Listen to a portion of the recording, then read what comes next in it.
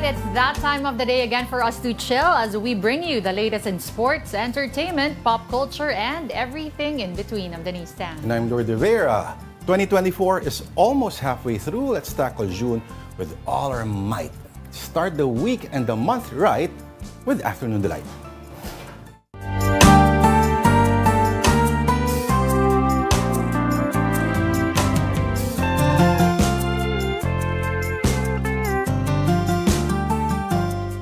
Today is June 3rd, the first Monday of the month. No freaking way. June na talaga. Oo nga eh. Sabi natin last week, see you next month. Ito na yun. Ito na kagad yun.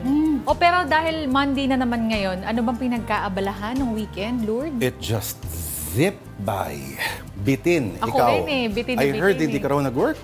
Hindi ako nag-work. Hindi ka nanood ng sine.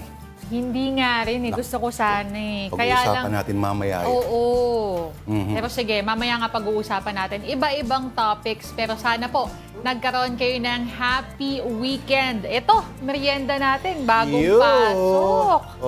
Ano ba to? Mamon? Mamon ba to? Cupcake? Hindi ko na rin alam. Mamon. Mukhang mamon. Oh, coffee to follow.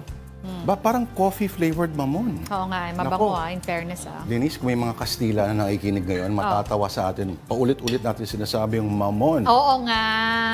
Tama ba? It's the chest area. It's the... I love how you put it so subtly. Yes. Buti isa lang hawak ko. Kasi pag dalawa ito... Oh, pwede naman. Sa'yo din yung isa. Oh. Yan. Mamon. Slang for... Sa Spanish, ano? Yes. Mammary. Wala rin namang masama. Wala nga. Oo. Bakit? Katawan, parte naman yun ng katawan. Pero ito, as you know, and as always, we do every first week of the new month. Here's a rundown of observances this June. So June is Sea Transportation Safety Month, Rural Workers Month, Philippine Environment Month, National No Smoking Month, National Kidney Month, National Dengue Awareness Month, Celebrate the Sea Month, National Information and Communications Technology or ICT Month, WATCH or Watch Month, which is We Advocate Time, Consciousness, and Honesty. Panahon ni GMA, Denise, yan yung isang supposedly parang mag-raise ng consciousness. Pagiging late lagi ng mga Pinoy, lalo ni kapatid ko, hoy, late lagi. June, ayan. Yan yun. So ito mga monthly celebrations. May nakalimutan pa tayo dyan. Pride Month din, di ba? June is Pride Month. Yes. Oo. Nagtataka ba kayo kung bakit Pride Month ang June? Bakit nga ba? Oo, kasi June 28, 1969, ang commemoration ng tinatawag na Stonewall Uprising. Ito yung ang Stonewall Inn kasi is a place in New York na tambayan ng mga ng mga gay men. And panahon na yon, siyempre, ibang-iba pa yung atmosphere nun. Nananahimik itong mga to, hinaras sila bigla ng mga lesbo. So, kailangan nilang pumalag. So, ito yung pagkakataon na they had to strike, they had to fight for their rights. At hindi lang yung simpleng LGBT rights issue, no? Karamihan din sa mga pumalag doon are people of color. Oo, so iba-ibang mga iba-ibang mga, kumbaga, ethnicities, kumbaga. So, makikita mo rin yung minorities na nagsama-sama in a way. At ngayon, kino-commemorate natin via Pride Month. Ayan. Okay. Dumating na yung kape natin. Oo, yan na yung perfect na matchup. Coffee and mamon. O, anong sunod natin na ipapakita? Meron ba? Ewan ko, pero gusto ko ipakita tong black coffee. Sa mga kaibigan na Denise, ayan, ang weekly observances in June. Ayan. Okay, ang June 4 to 10 is ang June 4 to 10, okay, is the week of the Philippine Eagle. Ayan. Yung eagle, ito yung mga paboritong nung past 6 years, yung paboritong nakikita mo mga nagtotroll. Pag kinlik mo yung mga profile nila, ano makikita mo? It's either eagle o yung mga dream car nila supposedly. Yes. It's always a red car. I don't know why. Actually, oo nga. Diba? The following week naman, June 6 to 12, ay ang Linggo ng Kalayaan. The third week is National Safe Kids Week at ang Metals and Engineering Week. Anong National Safe Kids Week? Oo. Uy, wag natin kakalimutan ha. Ang June din ay paboritong buwan ng mga kinakasal. Ayan. Bakit Yes, nga, di ba no? June bride ang yun nga tawag? eh. Pero I wonder kung... Well, supposedly ang nakuha ang pangalang ito is named after the month, after si Juno, the Roman god of fertility. Yes. Iisip ko dahil maganda-ganda yung weather. Well, supposedly... Western, ah. Western. Tama Oo. naman. Tama yun actually. Kasi di ba sa kanila, summer, sa atin simula ng tag-ulan. Oo, pa-summer kasi doon. So mamimili ka lang. Alam naman tayo mahilig mag-adapt ng Western ways. Teka lang, meron pa tayong hindi nasabi kanina dun sa 4th week naman nung June is, ano nga yun, yung kanina?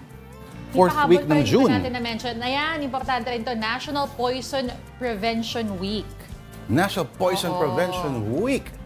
Paano tayo mga Pinang, hilig-hilig natin maglagay ng mga poison sa sarili natin, ng bloodstreams. Okay, ang second Saturday is Celebrate the Sea Day.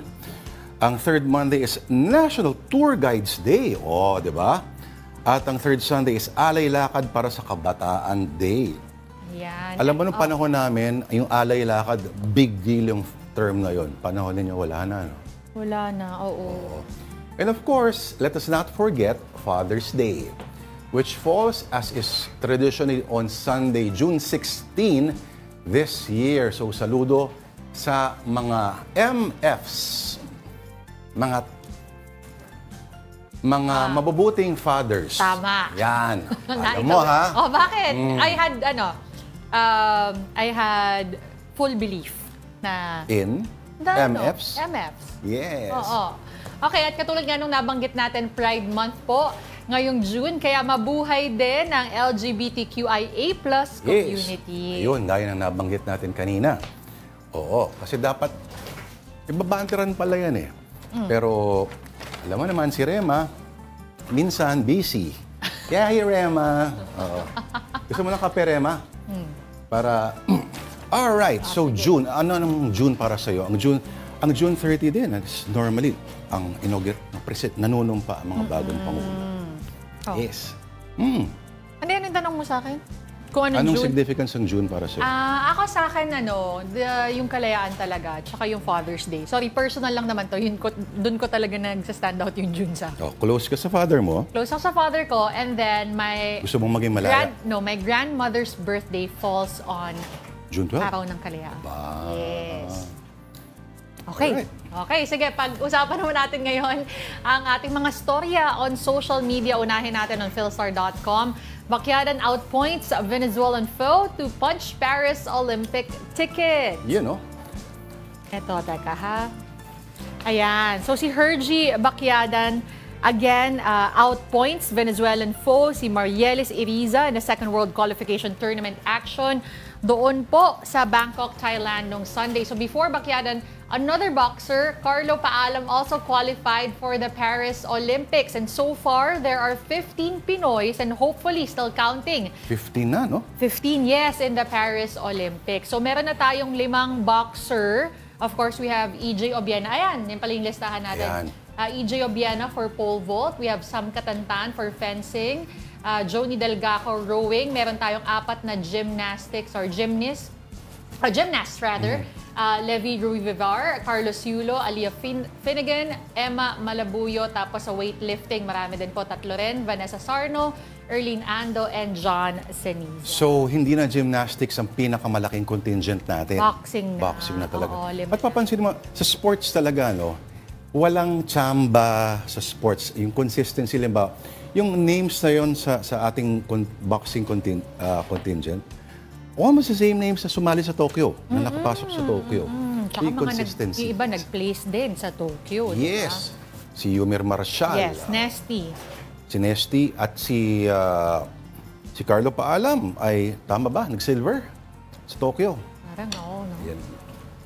Okay, ang susunod naman nating pag-uusapan Sa dito. Paris Olympics yan, ako. Sports pa din po. Still on Philstar, Yuka Saso bags second US Women's Open title. Pero this time, I think for Japan, representing Japan ba, Denise? Oo. Ayan, ang susunod ng sinasabi nga ng mga netizens, sayang because she used to be ours. Yan ang mga pahayag nila. Japanese laws ban dual citizenship. So the person has to choose at the age of 22. In this case, si Yuka Saso chose to be a Japanese citizen. Wow, marami na siya siguro kung bakit. Wow, Main reason is holding one of the most powerful passports in the world. So she can go to a lot more places as a Japanese citizen, and she needs to do that as a professional athlete. Anong ibig sabihin ng powerful passports, Denise? Ito ba yung pinag-uusapan natin last week? Kung hindi ka na mahahassle. Oo, tsaka hindi ka na-apply ng visa. Yes.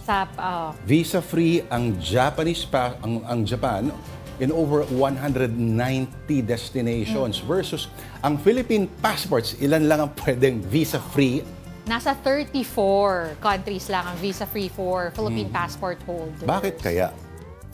Hindi masyadong powerful. Hindi. Mas powerful nga daw ang Japanese passport. At ang Japan, ito, surprisingly, Japan is notorious for their really strict and close-off immigration laws. Pero ngayon, they're starting to open up kasi in terms of workforce at nagkakaroon sila ng demographic winter na tinatawag.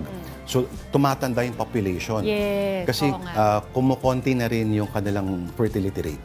Alam mo, meron ako mga kaibigan, ipasok ko lang, na they moved to Japan at sabi daw nila, ang trend talaga, madaming nasa 30s na ayaw magkaroon ng pamilya. Bakit kasi kaya? Sobrang mahal daw. Oo. Very competitive work environment, tapos sobrang mahal magpalaki ng bata. At ang mga 12 hours na workday, hindi yun exception. Medyo lumalabas ganong kahaba yung average work hours in a day. Sa ibang Asian countries nga, di ba, uso yung 996. Ano yun? It's working for 12 hours, so it's 9 to 9, 6 days a week. Aha. Yun yung parang nagiging norm sa kanila. Kaya pag pumunta ka sa ano tawag dito, doon sa may Shibuya area at yung, pagdating mo na mga 10, 12 weeknights ito mga 10, actually as early as 9 p.m., kita mo yung mga salarymen, nakahandusay na doon sa may Shibuya. Malapit sa Shibuya Crossing. At mapapansin mo, hindi naman gano'n. Kasi ilang gabi ako halimbawa nun, for the sake of observation, katabi ko, ang konti lang ng ininom nila sa totoo lang, para mga 3 bote. So either pagod at hindi sila praktisado. Kasi doon, ang kanilang inuman, open ka sabihin sa boss mo kahit anong gusto mo sabihin. Inaninuman setting. Sa ganong, Yes. Pero pagdating na ng office, trabaho. Kalimot lahat yun.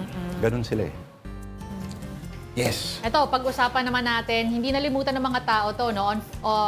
Philstar pa rin, Trump joins TikTok, which he once tried to ban. So yan yung hindi nakalimutan ng mga tao, kaya pinag-uusapan. Because former US President Donald Trump has joined TikTok and gained 3 million followers in just a day.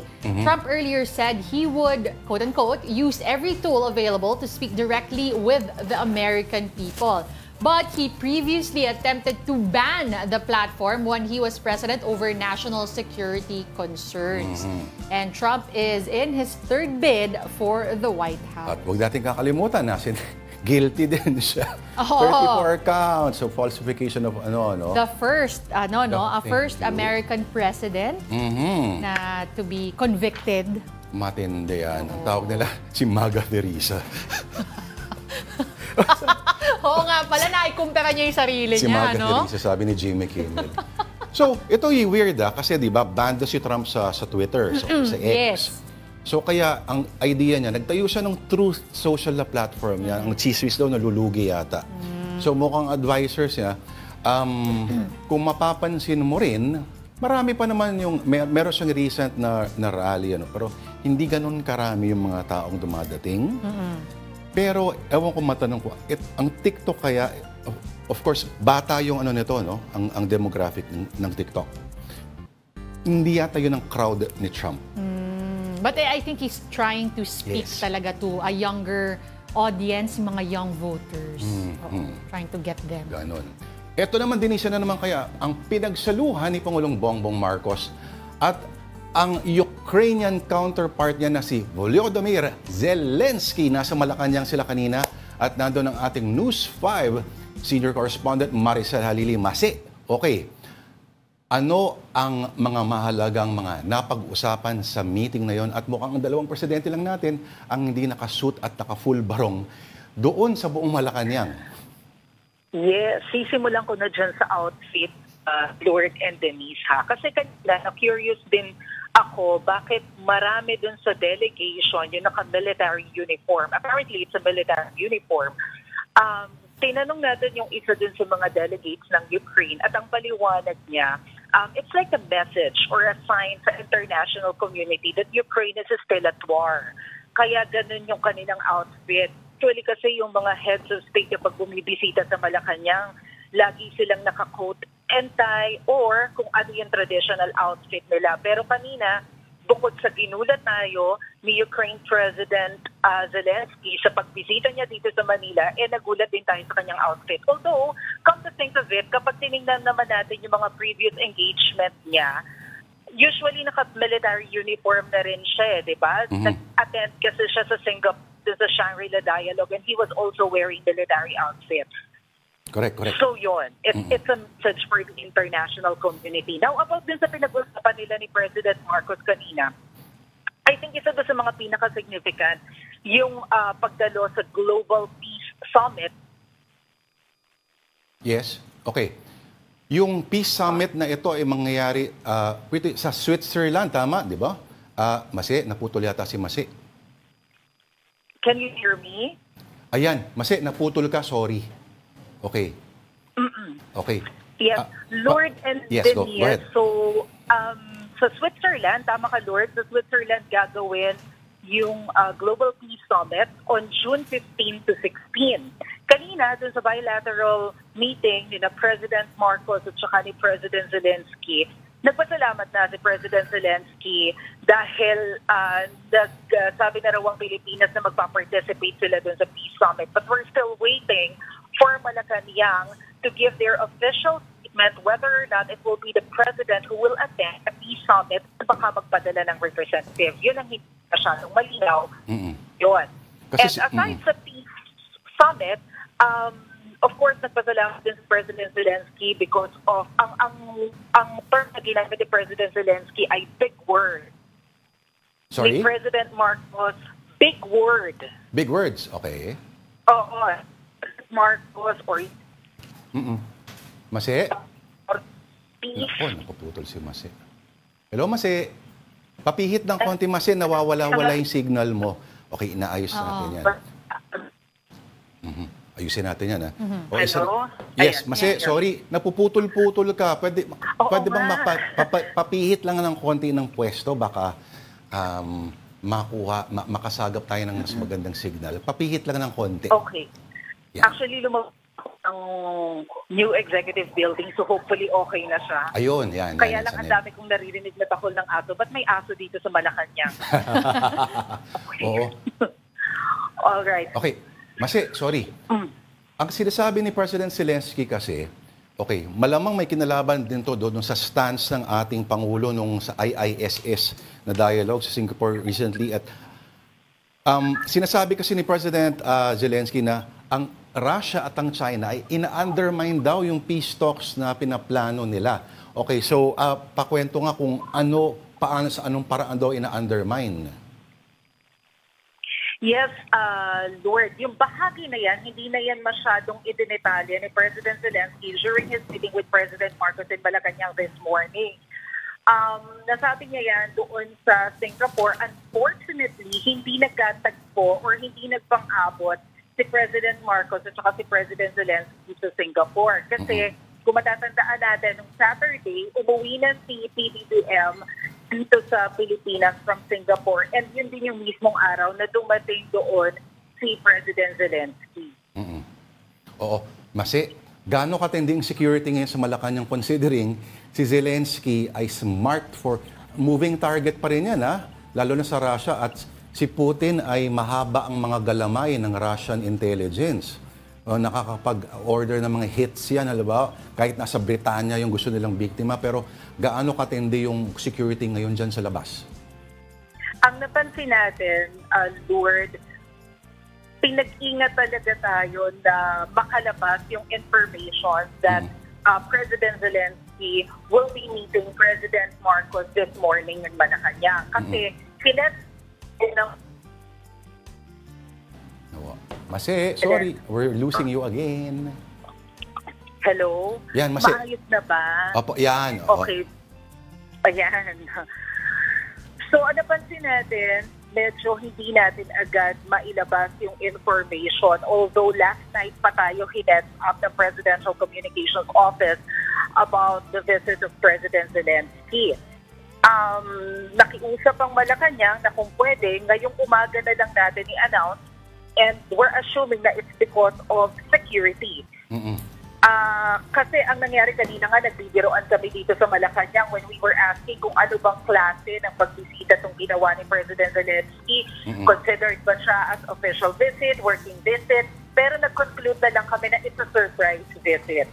Kasi lahat kami nagkagulatan kung ano ang nangyari. But of course, ang paliwanag siya ng protocol sa pananaw ng Ukraine, this is a working visit. Sa pananaw ng Pilipinas, it's a bilateral meeting between the President and President Zelensky. Okay. May plano rin daw to open a Ukrainian embassy in Manila. Yes, tama ka dyan, Lord. Kanina, pinag-usapan din nila doon sa opening statement nila sa bilateral meeting. Now, within the year, magbubukas ng embassy ang Ukraine dito sa Pilipinas.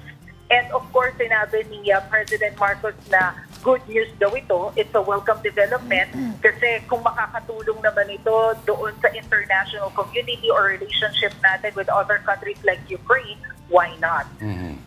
Okay. Napansin namin, Mase, small details. Hindi pala ganun katangkad si President Zelensky, no? Kala ko, at makinis. Artista, sabagay, artista siya dati. Tama ka. Hindi na rin sa masyadong matangkad. Although yung iba natin na nakita na mga members ng delegation, pero din namang mga matatangkad. Although ang napansin natin, of course yung accent nila, hawig sa accent ng Russian. Hindi sila nagkakalayo. Pati yung features nila, medyo may pagkakahawig din. Siyempre, coming from yung pagbisita ng head ng Netherlands, babae yun. So nagulat kami lahat dahil sobra siyang tangkad compared to President Marcos. And come to think of it, hindi naman maliit si PBBM, ha? Nakita ko yun. Parang pwedeng sentro ng Lakers yun eh. Diba? Pwedeng pwedeng hamunin ng height ni Denise. Mase, okay. Umabot ba ng nag-partake ba sila sa lunch? Nagpakain ba ang President? Nasa na ngayon, halimbawa, si President? Wala, alis agad. Walang ganon. Ang nangyari kasi talaga, as in, very, very simple na working visit. Dumating dito sa Malacanang na mga pasado 8 in the morning kanina, binigyan siya ng simple arrival honors. Wala nga si PBBM dun sa arrival honors eh. And then lumagda siya sa guest book, nakipag-shake hands kay PBBM, dumiretso sila sa bilateral meeting. Right after the bilateral meeting, nagkaroon na ng departure ceremony, meaning inihatid lang ni PBBM si President Zelensky hanggang dun sa sasakyan, and then he left.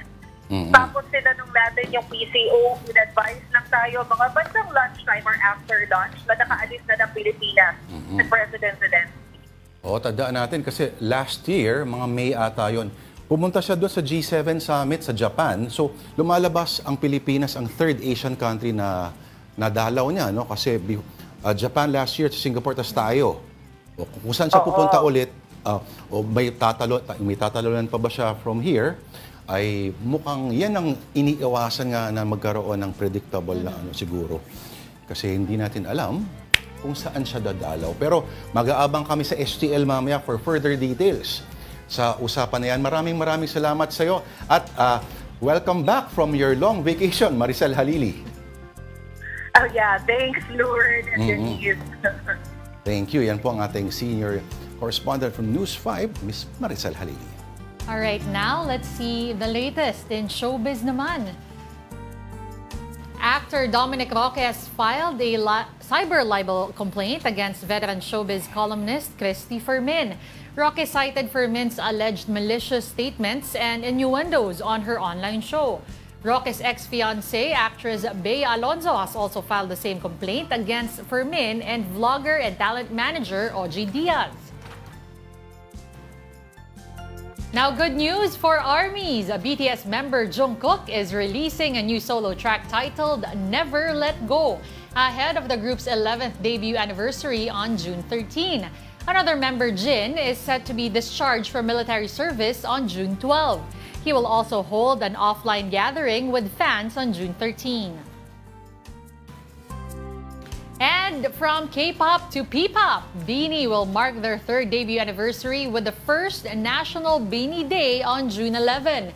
The one-day event will be held for free at One Ayala in Makati City. Aside from that, the nation's girl group will also launch their own website, which will include early access to concert tickets and merchandise. Saan ang One Ayala? Di ba sa Makati? Oo. Okay, mamaya pag-uusapan natin. Tayo-tayo lang. Pero marami pa kaming balita sa inyo. Kaya tuto ko lang po, magbabalik po ang Afternoon Delight.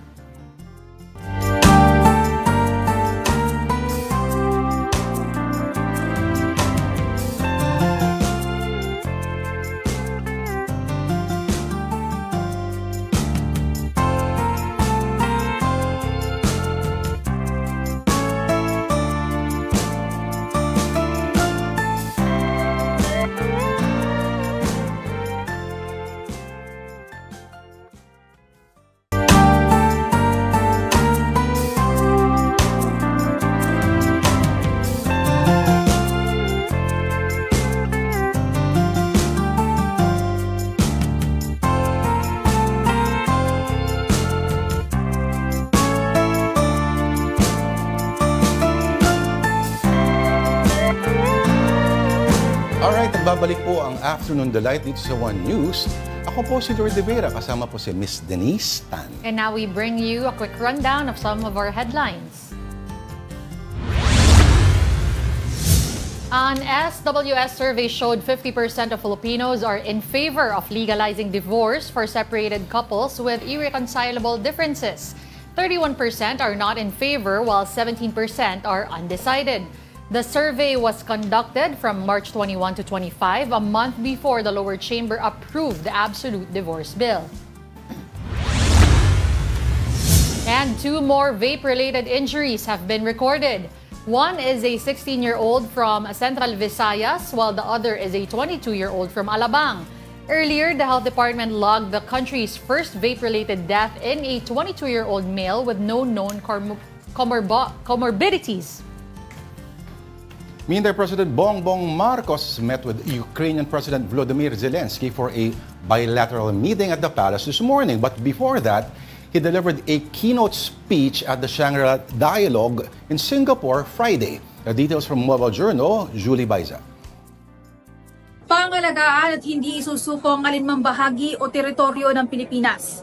Yan ang pangako ni Pangulong Bongbong Marcos sa pagharap sa International Institute for Strategic Studies Shangri-La Dialogue dito sa Singapore. I do not intend to yield. Filipinos do not yield. Ito ang matapang na pahayag ni Pangulong Marcos sa kanyang keynote address sa International Institute for Strategic Studies Shangri-La Dialogue sa Singapore nitong Biyernes. In this solid footing and through our clear moral ascendancy, we find the strength to do whatever it takes to protect our sovereign home, to the last square inch, to the last square millimeter. The life-giving waters of the West Philippine Sea flow in the blood of every Filipino. Pangungunahan daw ng Pilipinas ang pagtitiyak na mapagtitibay ang integridad at mapatutupad ang UNCLOS bilang Constitution of the Oceans, maging ang 2016 arbitral ruling pabor sa Pilipinas. The lines that we draw in our waters are not derived from just our imagination, but from international law. Nanawagan din siya na ibasura ang anyay unjust at false narratives. Walang tinukoy na bansa ang Pangulo pero ilang beses nang pinuna ng Pilipinas ang China sa mga pahayag nito kaugnay sa West Philippine Sea. Tila pinangaralan pa ni PBB ang mga China at Estados Unidos. China's determining influence over the security situation and the economic evolution of this region is a permanent fact. At the same time, the stabilizing presence of the United States is crucial to regional peace. It's never a choice. Both countries are important. Kamakailan lang naglabas ng video ang China state media na may 2 lalaki sa BRP Sierra Madre na nagtutok ng baril sa China Coast Guard team na nagpapatrolya umano sa Ayungin Shoal. Kasunod daw yan ng pag-airdrop sa kanila ng supplies. Kasabay niyan, nagbabala pa ang China na may hangganan ng kanilang pagtitimpi sa tensyon sa South China Sea. Ayon sa Defense Minister ng China, matagal na silang nagpigil sa gitna ng anyay mga panghihimasok at pangahamon. Sa question and answer session naman ng dialogue, inilarawan ng Pangulong act of war sakaling mayroong masawing Pinoy, sakaling muling maulit ang pambobomba ng water cannon ng Chinese Coast Guard sa barko ng Pilipinas sa West Philippine Sea. If a Filipino citizen is killed by a willful act, that is, I think, very, very close to what we define as an act of war, and therefore we will respond accordingly. Kasunod yan, nagsagawa ng bilateral meeting ngayong umaga sina PBBM at Ukrainian President Volodymyr Zelensky sa Malacanang. Nauna na siyang dumalo sa Shangri-La Dialogue sa Singapore kung saan inakusahan niya ang Russia maging ang China na pinipigilan o minamaliit umano ang isang peace summit sa Switzerland. Pinlano rin ng Ukrainian President na makausap si PBBM sa Singapore pero hindi nagtugma ang kanilang mga schedule. Mobile Journal Julie Baiza po, hatid ang mukha ng balita. And organizers squeezed a little fun out of the Shangri-La Dialogue in Singapore. Here's a clip that the Singapore Defense Ministry put together. I'm looking for a man in defense. Uniform, 5'9", nice eyes. Defense. Uniform, 5'9", nice eyes. Defense. Uniform, 5'9", nice eyes. Defense. Uniform, 5'9", nice eyes. Okay, may isa Bitin ako doon Oo nga. O parang build up pa lang yun eh. May ano. Dapat parang dapat may beat drop eh. Oy, drop. Teka muna. Akala ko pan-trophy ko sasayawin. So galing sa Singapore Defense Ministry. Okay, ito pa. May isa pang silip tayo sa social media. May observations lang ang dalawa sa haligi ng entertainment industry. First is season director, now FDCP chair, Joey Reyes. Ano observation niya, Denise? Babasa Ang ba? nakasulat dito, a beautiful play performing to full houses at Thai film, showing to sold-out audiences in Filipino films, screening in near-empty cinemas. Why capitalized yan? Why time to really sit down to reassess the problem? Ayan, yung nasa kanan, How to Make Millions Before Grandma Dies, ay si Joey Francisco, napanood yan, he swears na maiiyak ka daw sa pelikulang yan, sabi niya. Now, then, several days ago, showbiz reporter, actor, and talent manager Ogie Diaz also had a somewhat similar observation. Pamahaba-haba yung sinabi niya. Nakalagay, para naman sa gustong manood, palabas na ang swan song of the late director Floyd Quintos. It's titled Grace. And it's playing from May 25 to June 16 at the PMCS Block Box Theater in Circuit Makati. Pero ito yung yung post ni Ogie Diaz. Sabi niya, mga 5 minuto siguro akong nakatanghod sa view na to. Okay, so makikita natin ang irony dito, okay, yung huling film fest, isa sa mga pinakamalaking tinabo ng pelikulang Rewind.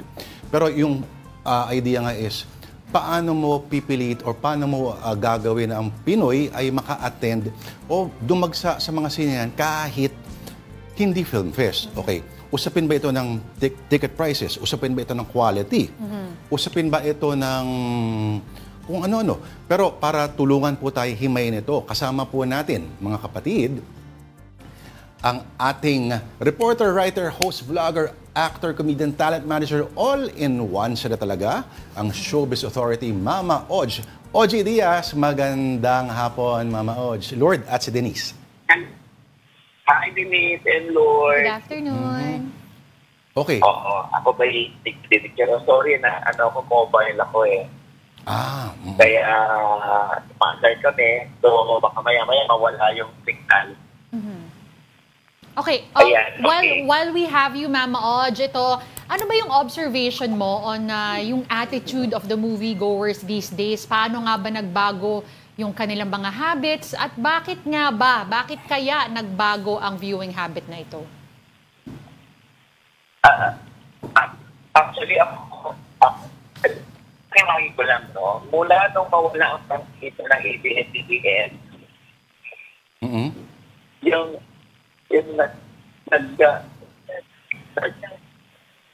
Naku, nawawala-wala si Mama Oj. sorry, hello. Oo. Yan. Mama Oj. Ayan, okay. Ayan, mas okay. Ayan. Kaya nung mawala yung prangkita ng ABS-CBN, nagsimula na lang na mabago ang landscape ng panonood ng mga tao. Ngayon, ang ipinanganak yung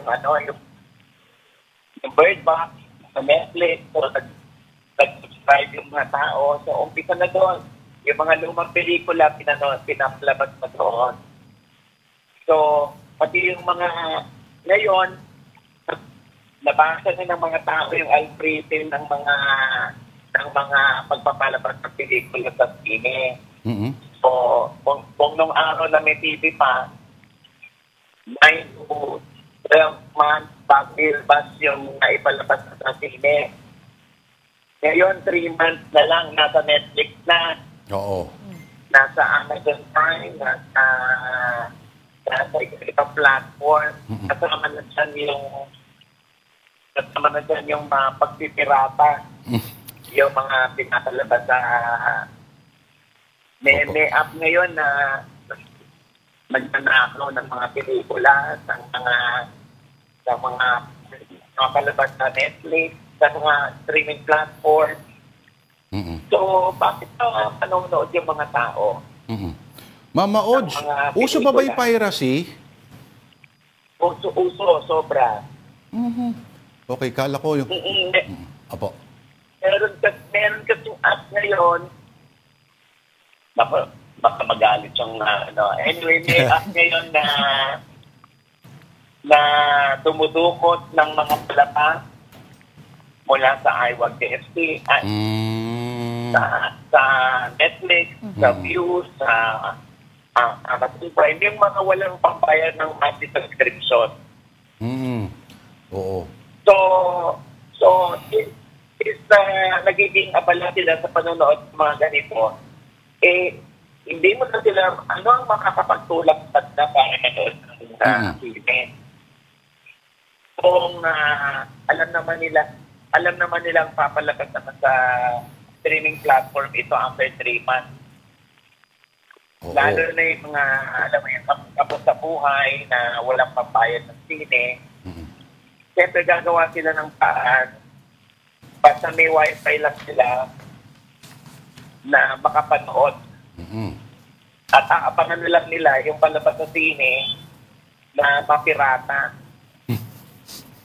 Doon nila sa Facebook or sa app na papanood yung mga yan. Oo.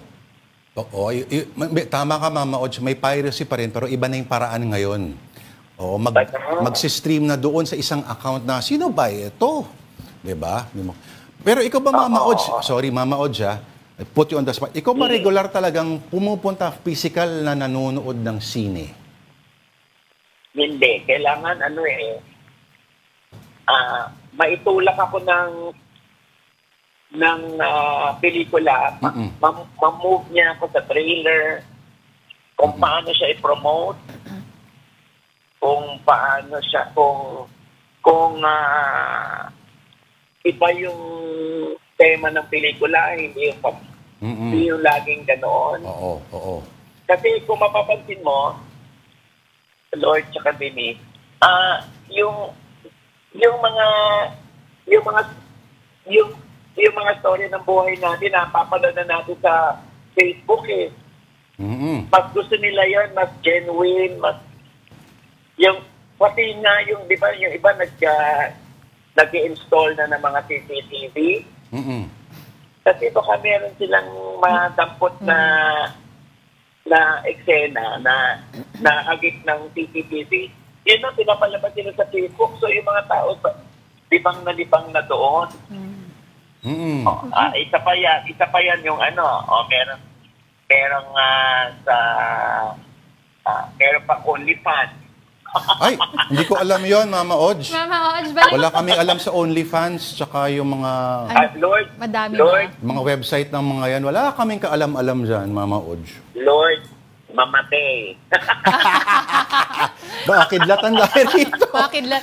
Oh, pero Mama Odge, balikan ko yung sinabi mo kasi 'di ba sabi mo nga it has to speak to you yung trailer kung sa promotion ba yon? Kasi 'di ba nakikita naman natin and we understand also yung sinabi mo Mama Odge about yung mga wala namang nakatabing pera para manood ng sine no palagi dahil 375. ang mahal na rin. Oo nga, mas mura talaga yung mga streaming platforms kung saan napakaraming options. At yung sinabi niyang ba yun? Yung tindahan ng ventilador. Oo. Pero, Mama Only Odge, fan. nakikita naman din natin na bakit yung mga international na movies, may pinakita tayo kanina, mga Asian movies, talagang being embraced. Is it more of the factors Economics? is it more of, yun nga, economics? Is it more of the promotion? O ito ba dahil sa storylines na din? Alam mo kasi hindi yung ambience o yung atmosphere ng pelikula hindi ko pa napapanood yan pero feeling ko relatable yung mas nakararami. Kaya siguro pinanood nila yan na wala silang alam kung 375 pa yung sine. Kasi gusto para yan bagong iPhone, diba? Gusto tao na maka-iPhone na bagong model. So, sila yung mga manonood, parang bago to. Mukhang yung title pala, Says Allah. Ano kaya ito? Curious in Lust. So, parang sa mga tungkol. Pero, sorry, Mama Odge, tama ka sa sinabi mo kanina tungkol sa trailer, no?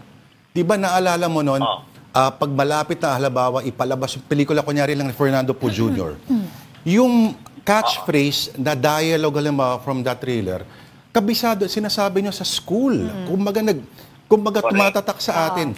Ngayon, bihira yung ganun.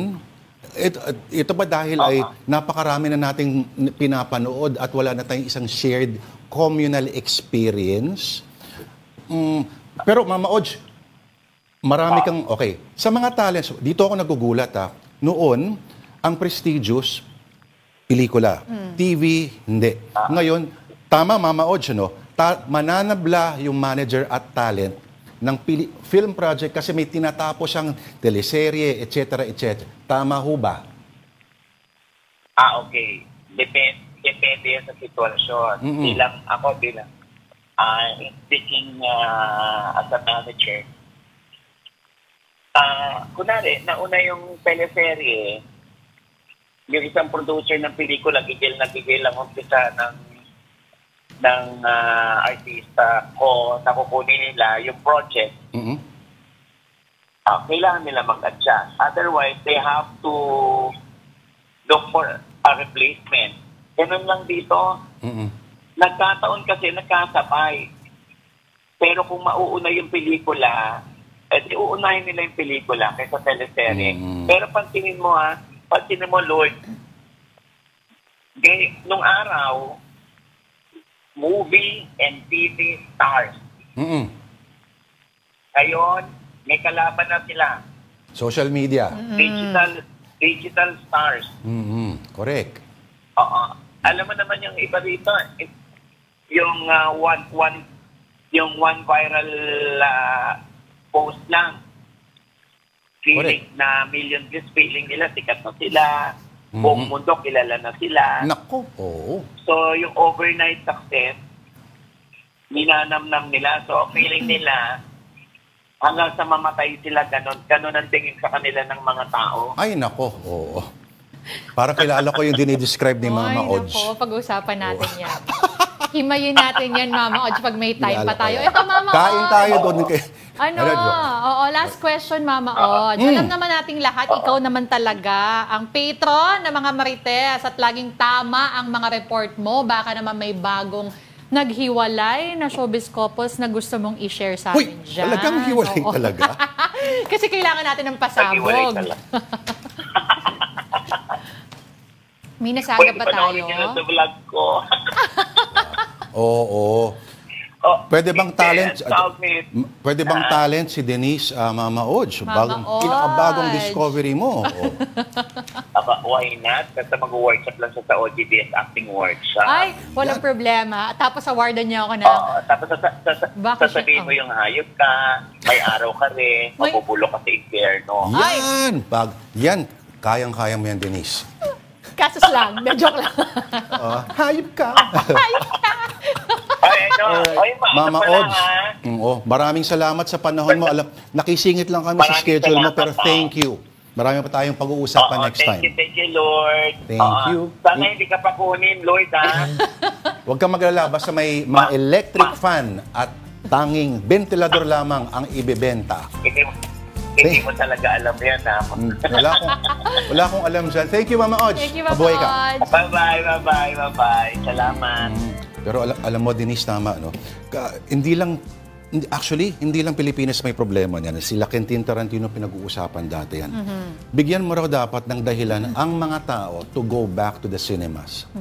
So, yung mga small movies na hindi binibigay yung experience of nasa ibang mundo that's the key word, experience. Yes, oo. Kasi now, na siya, before it used to be a thing na, let's say in the family experience, the sense of it, yung bonding kayo. Ngayon, parang, dito tayo sa bahay, okay na yan. Parang dito na nanood na tayo ng TV. May iba rin naman, sabi nga ni Martin Scorsese dati, ang nagagawa ng pelikula ay almost the same effect ng pumupunta ka sa misa. Meron kayong shared communal experience na ine-elevate yung feelings ninyo. Oo. Pero, alambawa, ngayon, alam ba ninyo kung ano yung showing ng mga films? Alambawa, nakatira kasi sa lugar na sa baba lang nun, may mga pelikula ng palabas. Okay, hindi, vague pa rin yun, Denise, huwag kang mag-alala na. Pero, okay, bottom line dito, dati yung 500 pesos, may pang-date, mayabang ka na nun May pang-date ka na nun at dalawa na kayo kasama dun sa kumain at nakanood pa ng sine. Ngayon, wala. Isang tao lang yun. Alam mo, sa totoo lang yung naalala ko na kasagsagan nung nanonood kami ng sine ng family ko, yung talagang madalas, 70 pesos lang ata yung sine. Wow, you're so old. Hindi, ako... No, I'm just saying na ngayon, mahal na kasi talaga. Yes. So, ganito. Bigyan mo ng dahilan ng mga tao na bumalik ulit sa cinema. Pero hindi naman ibig sabihin ito yung mga puro sabog-sabog-sabog at mga Dolby at mga malalakas na mga bass na sabugan ng hindi yun not necessary. Kasi yung rewind hindi siya ganoon basta spiritual experience ng cinema. At hanggang anong oras pa ba tayo din? Syempre hanggang 3:00 pa po kami. Kaya dyan lang kayo. We'll take a break pero magbabalik po ang Afternoon Delight.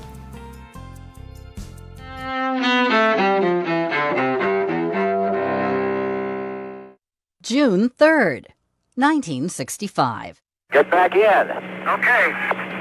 I don't know. We're coming over the west end. They want you to come back in now. Astronaut Ed White becomes the first American to walk in space during the Gemini 4 mission. 1989, Iran's spiritual leader, the Ayatollah Khomeini, dies in Tehran. Khomeini's rise to power in the Islamic Revolution led to the hostage crisis, in which Iran held dozens of Americans captive for 444 days. 1963, Pope John XXIII, who pushed to modernize the Roman Catholic Church, dies in Rome at age 81. Pope Paul VI succeeds him as pontiff. 1937, Britain's Duke of Windsor marries American divorcee Wallis Warfield Simpson in France. It happens 6 months after the former King Edward VIII abdicated his country's throne for Simpson. 1926. I saw the best minds of my generation destroyed by madness. Allen Ginsberg, the poet who became one of the icons of America's Beat generation, is born in Newark, New Jersey. And 1906.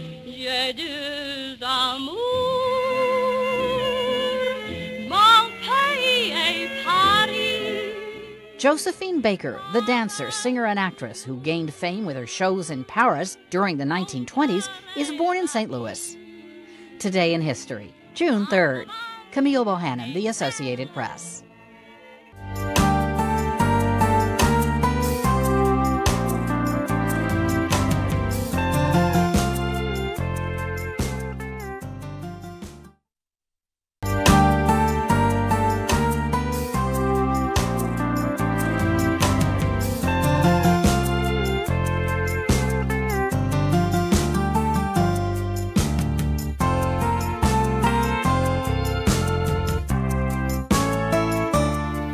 Alright.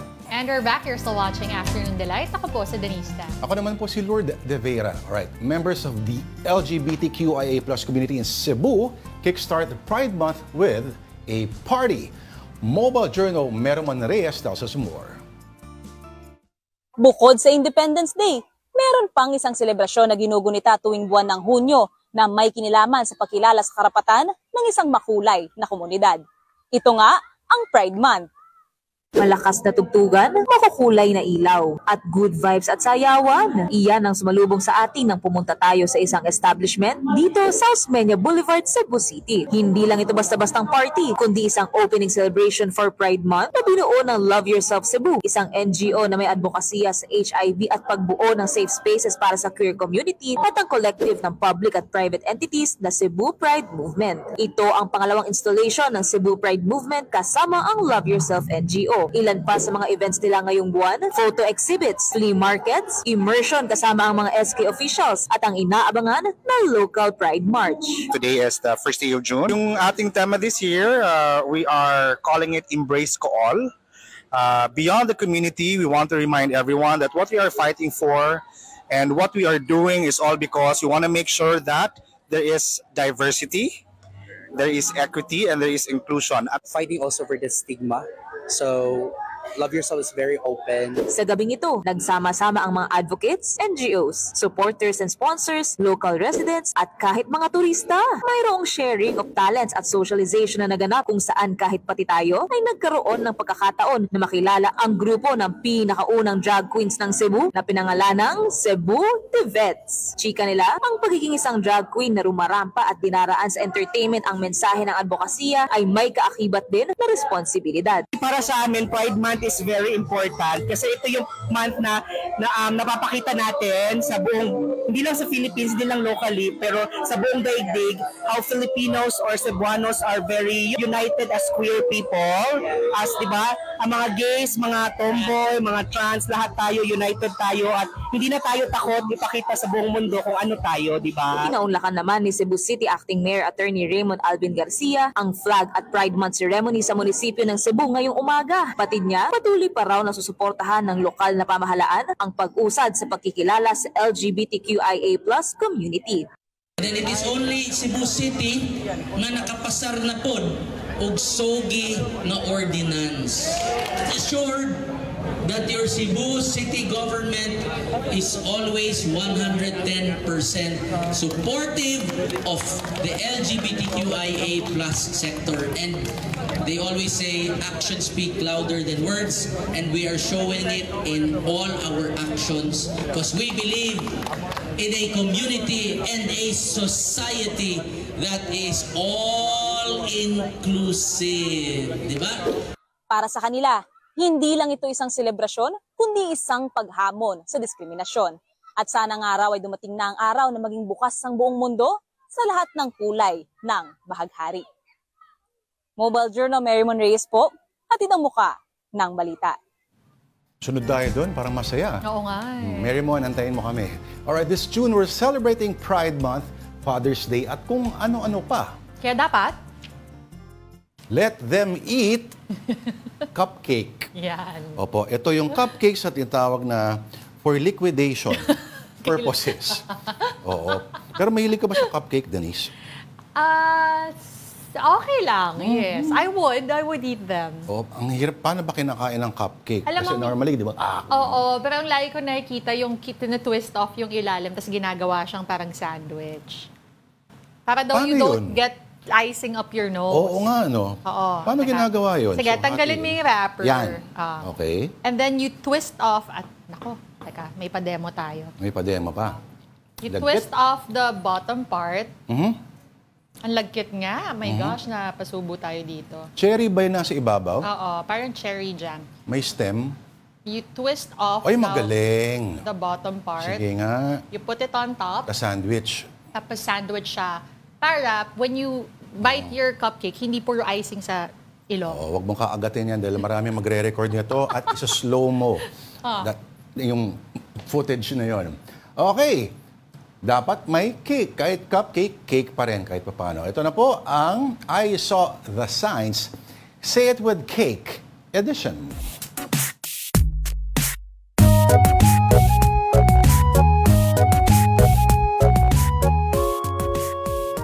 Okay, first cake. Pakita natin. Ano nga ba yung first cake natin? Parang ito. rewind ko Oo, isang...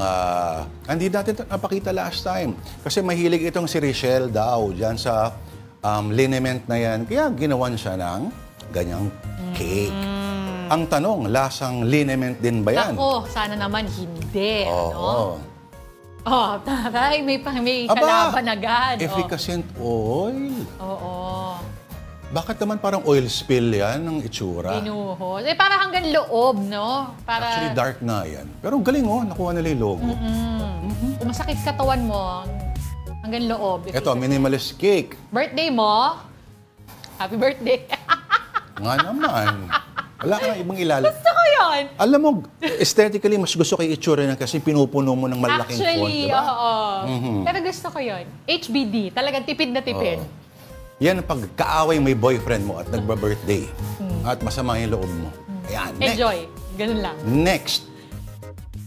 Oo. Tita, yung anak niyo po, malandi. Oo. Sana naman close kayo ni tita pag pinadalan mo siya ng ganyang cake. Correct. Ang problema kung isa lang yung anak ni tita. Diba? Kung maraming anak. At least pahula-hula siya. Next. Yan. Yan ang hindi mo dapat ibigay kay Sir Patrick. Sir, mag-resign na po ako. Say it with cake nga, di ba? Hashtag pakipirmahan lahat ng severance pay. Yan. Next. Ano na? Ito, meron pa ba? Wala na yata. Ayan, last na pala yun. Last na yun. Sayang, wala yung tumawag si... Ay, gusto ko yun! Tumawag si Tita Menshu. Ang ganda na. Favorite ko yun. Diba? Igagawa ka ng ganong cake sa birthday mo. Sige. Ma, sinong tita gusto mo? Anong tita? Ma, tumawag si di ba? Denise, tumawag si... Tita baby na lang, Tita ganun. baby. Kasi wala akong tita baby, para lalo akong magulo. Wala kang tita baby? Wala akong tita baby. Hindi ka tunay na Pilipino. Ay, ganun. Meron akong tito boy. Alam mo, may friend ako sa LA, nagtayo sila ng banda, pangalan Tito Boy. Kasi lahat sila may Tito Boy. Diba? At lahat may Tita Girly or Tita Baby. Pero lahat ng Pinoy ay may Tito Boy. May isang version pa nga ako, Boy at Bitoy. Bakit? Pero walang baby. Pero okay lang. Pero kung kayo ay boy, girl, bakla, tomboy, at lahat po ng mga kategorya in between, yes, mag-send kayo sa email namin kung may makita kayo mga interesting mga signs. Of course, again, that is afternoondelightON@gmail.com at pasayahin nyo po ang buong linggo natin. But for today, that will do it for us dito po sa Afternoon Delight this Monday, June 3rd. I'm Denise Tan. Ako po si Lord Rivera. Ako na magpaalam, Denise. Nakagat ko na siya. Join us again tomorrow at 2 p.m. Siya po si Lord Rivera again. Ako po si Denise Tan. Have a delightful afternoon, everyone. Sarap.